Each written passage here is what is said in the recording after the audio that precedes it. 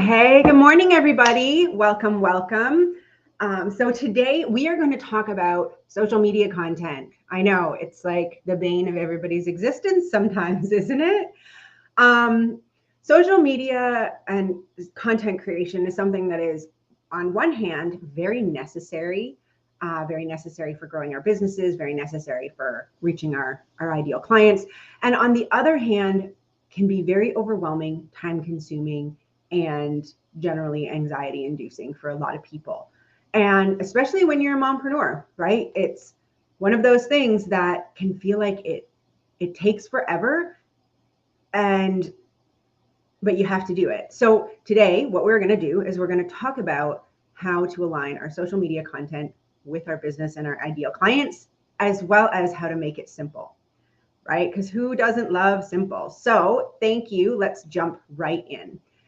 So the first thing you want to do when you're thinking about how to align your social media content with your business is know your target audience, right? That is a given, and one that I'm sure everybody is really tired of hearing about, but at the same time, it's so necessary, right? Who is your ideal client? Who is your BFF client?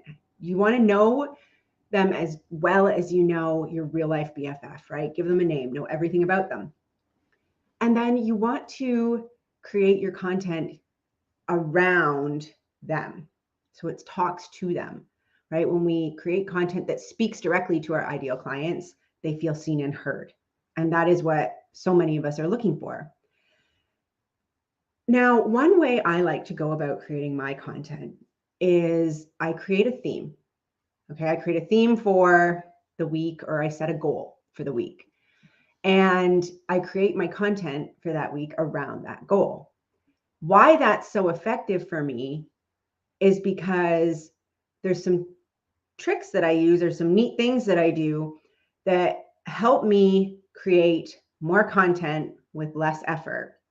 And now I'm going to share it with you. So the first thing that I do is I create some form of long form content, whether it's a blog post, a video, anything like that. I write it out. So it'll be, a longer piece of content, like how to identify your ideal client, or how to clearly define your ideal client. And I'll write a blog post about it.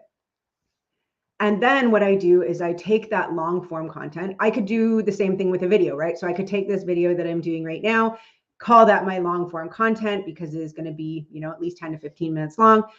And then I'm going to dissect that piece of content and use that to make the rest of my content. So for example, with a blog, what you can do is go through it and pull out tweets, right? One-liners or little snippets that you want to share on Twitter. You can take sections of it, right? A paragraph, let's say, and turn that into a caption for Instagram or Facebook or LinkedIn.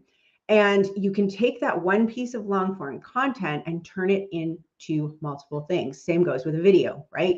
You can take a 10 to 15 minute video and you can clip little video pieces out of it and turn those into reels, turn those into stories, turn those into, just little videos that you want to share everywhere. The other thing that you can do if you create a video, and this is really neat, you're going to love this, is you can extract the audio from the video. So let's say you recorded on StreamYard or you recorded on Zoom. You can actually go into the file where it's saved and just select the audio file. So then you take that audio file and you can upload it to a platform like Fireflies or Otter, and they will transcribe that audio for you into a written document. And then you've got that written document and you can take that and turn it into a blog post. You can turn it into post captions. You can turn it into tweets, right? So by creating one piece of long form content, whether it be a video, and if you don't like going live, you know what? Write your blog post and then record a video on it, right? If you feel more comfortable pre-recording videos and sharing them versus going live in a group, because let's be honest, sometimes going live in a group can feel nauseating. Hey, Wendy, then write it out and record the video. You don't have to go live. You can do pre-recorded videos and have them post.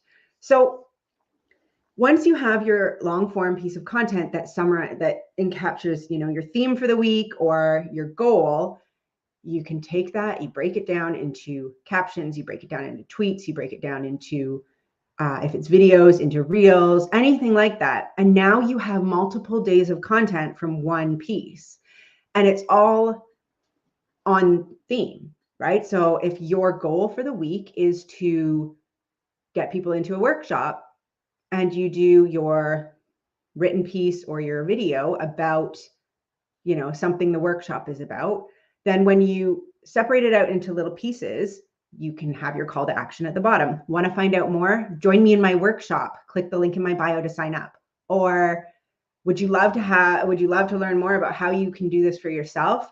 Click the link in my bio. I'm doing a free workshop, right? There's a lot of different, you just put your call to action at the bottom of all of your captions, posts, in your reels, everything like that. And you direct people to where you want them to go. So when you're doing that every week, right, you have your goal. If you have the same goal every week, if you're driving people to the same product, or you're trying to, teach people or create engagement around the same thing, that's fine. You can absolutely do that every week. You do not have to come up with new content all the time. That is one of the biggest misconceptions that people have, is that I have to be original every single time. It has to be new. Remember, it takes people seeing something at least 7 times before it even registers, right? Before they even go, oh, hey, maybe I want to tune into that. So you can share the same thing in different ways over and over and over again. So pick, 3 to 5 content pillars or general themes that you want to cover that relate to your business, and alternate what you're sharing about each week. For myself, I alternate daily between 2 topics. So I will pick 2 things that I'm talking about for that week or for that month. And I'll be like, okay, Monday I'm talking about this, Tuesday I'm talking about this, Wednesday I'm talking about this, Thursday I'm talking about this. It's the same 2 topics. I'll share different things. I'll frame it a different way. One day it might be a live. One day it might be, a reel or a post. But I'm not coming up with brand new ideas for content every day, because that's exhausting. And then no one ever really picks up on it, because you're sharing something new. So their brain has to kind of register that it's something new. And is it interested, or does it matter? Is it important to them? Whereas if they see similar things over and over time, they're like, hey, I know that person. And oh, hey, yeah, this topic is important to me. I should tune in this time. So take the stress away and let go of the idea that you have to come up with unique and, novel content every day. You don't. You could realistically go through and create 5 pieces of long form content. Okay. Create 5 blog posts and say 5 videos. So that's 10, but create 10 pieces. And then now you have, if you combine them and work with them and alternate and use them, instead of using them back to back, you use them on alternate weeks, you could have 3 months worth of content created from that, between, the tweets you pull from it, or the captions, or, the little video clips, because you can always show the same video clip a month later, right? Thanks. So you don't have to reinvent everything. You don't have to be brand new. So once you have, your ideal client identified, and you know what your themes or your goals are going to be, then kind of plan it out a bit, right? I always like to have a bit of a plan in one of my notebooks, because I have too many. I will have my days that I am active on social media written out. And then I'll say, okay, on this, I'm going to talk about benefits. On this, it's about me. On this, it's, this topic, and on this. And then that way, when I'm going through every week and creating content, or every month, if I do it for a month, I already know what I'm talking about that day. I already know what generally the idea is. So to put the things together, if I am talking about social media content, that is my theme for the week. And on my day, I am talking about me, then I can share insights into, my struggles with social media content, how I overcame them, what topics I like to share about on social media, what topics I enjoy reading about or engaging with on social media. There's so many different things you can do, and it still ties in with social media content and about me, which is my overarching goal for the week and my topic for the day. But I don't have to decide all of that when I sit down to create the content. I've already decided it. And the more routines or pre-made decisions we have, the less decision fatigue we get, the easier it is for our brain to have space for creativity and to not feel overwhelmed and to not feel like, oh my God, not again, not social media content creation, right? Because it doesn't have to be awful. And the thing is, if it feels awful, why would you want to do it? Right? I mean, we all got into having our own businesses and becoming mompreneurs because we wanted to enjoy life and, be passionate about what we were doing and follow our dreams and live in our passion and in our joy and go with the flow. So why would we want to be doing something that drags us down and makes us feel icky? We don't. So by using some of these tips that I've shared here, you can create aligned content for your audience that aligns with your business and with your target market. And you can do it without feeling stressed out and, generally blah about it. So to summarize, we are going to make sure we know our target audience, our ideal client, like we know our real life best friend. We're going to design our messaging around talking to them, making sure they feel seen and heard. We are going to set a goal or theme for the week, create one piece of long form content for that week, and then divide that up into multiple pieces of content to be used throughout the week. And we are going to have topics for the day, right? About me, benefits of my offer, why I do what I do, inspiration or motivation, behind the scenes, because everybody loves behind the scenes, right? Neat behind the scenes. So that used to have a picture on it from the summit I did yesterday, and it fell off because my tape sucked. But anyways, I digress.